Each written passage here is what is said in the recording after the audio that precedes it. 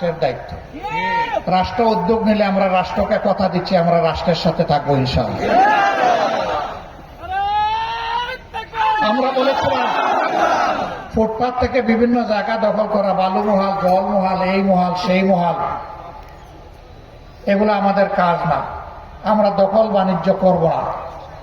আপনারা কথা রক্ষা করেছেন, করবেন, এটার উপরে থাকবেন ইনশাআল্লাহ। আমরা এগুলা করব না, কারণ আমরা দেশের মানুষকে ভালোবাসি। আমরা নিজেরা শান্তিতে থাকতে চাই এবং প্রিয় জাতিকে শান্তিতে রাখতে চাই। শান্তিতে থাকতে হলে, রাখতে হলে এগুলা করা যাবে না। আমরা আবারও জাতিকে সামনে রেখে ওয়াদা করছি আমরা এগুলা করব না। আশা করি জাতি তাদের খোলা চোখ দিয়ে দেখতে পাচ্ছে আমরা এগুলা করি না।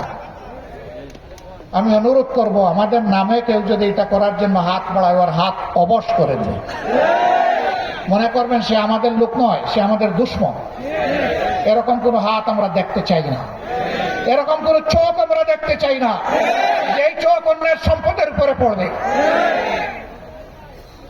আমরা অল্প তুষ্ট হয়ে সম্মানের সাথে বসবাস করতে চাই। সম্মানিত ভাইরা,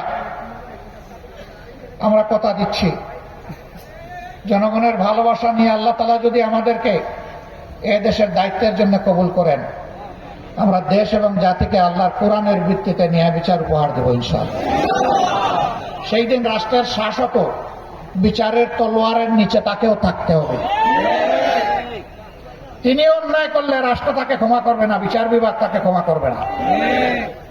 ইসলামের সোনালী ইতিহাস তাই বই। একটা রাজ্যের গভর্নর খলিফা তাকে ডেকেছেন, ডেকে এনে সম্মানের সাথে বলছেন এ দায়িত্ব আপনার আর পালন করতে হবে না।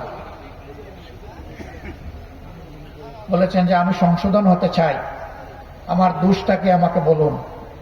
খলিফা বলেছেন আমি খবর পেয়েছি আপনাকে যেদিন আমি গভর্নর নিয়োগ করেছিলাম সেই দিন আপনার যে অবস্থা ছিল, সম্পদ ছিল, সহায় ছিল, তা নাকি এখন একটু বেড়ে গিয়েছে। আপনি যে ভাতা পান রাষ্ট্রের কোষাগার থেকে, বায়তুল মাল থেকে, সেই ভাতায় তো কোনো সুরত আপনার জীবন চলা